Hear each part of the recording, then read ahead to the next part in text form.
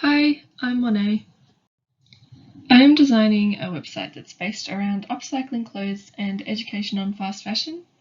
So this site is going to offer ways to keep up with trends that are both economical and sustainable. The first thing I did was create a familiarity versus novel matrix on competitor websites to gain a greater understanding of what's working, what's not, and also to identify the gaps in the market. So the nicest sites aesthetically were all very typical in appearance. I found the more unique they became, the uglier they were, and there is a big gap between beautiful and unique.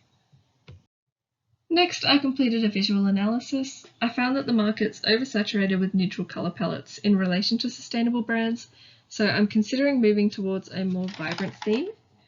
All of the sites were compatible for mobile use, so it's definitely important to make that a priority.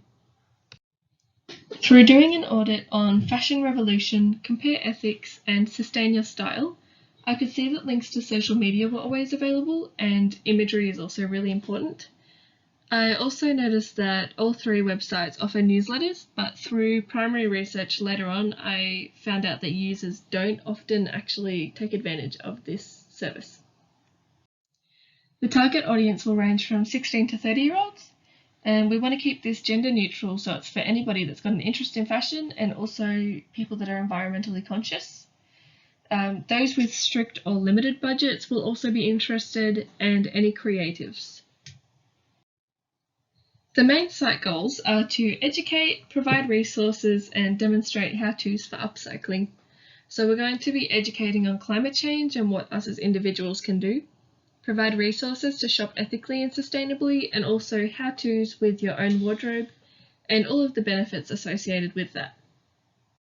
I spoke to 3 participants from the target audience, and all of the findings were as follows. So I found that 3 out of 3 were purchasing clothes extremely often, ranging from once a month to twice a week, and 2 out of 3 of those were making the purchases from unethical sources. All 3 of the participants were prioritizing cost above all else, and I also found from this research that none of the participants were interested in online newsletters, as mentioned earlier. So all of these findings are able to further strengthen the idea that providing a way to repurpose existing clothes is really necessary, not only for our wallets, but also for the earth. The persona that came from those findings is 20-year-old Emma Smith.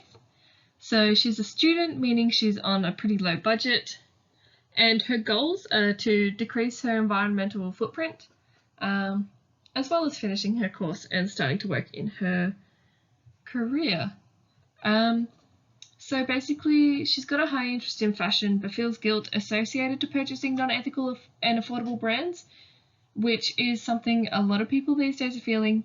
So she's looking for ways to stay on trend whilst being on a low budget and not contributing to the fast fashion industry, and that is exactly what we're here to provide.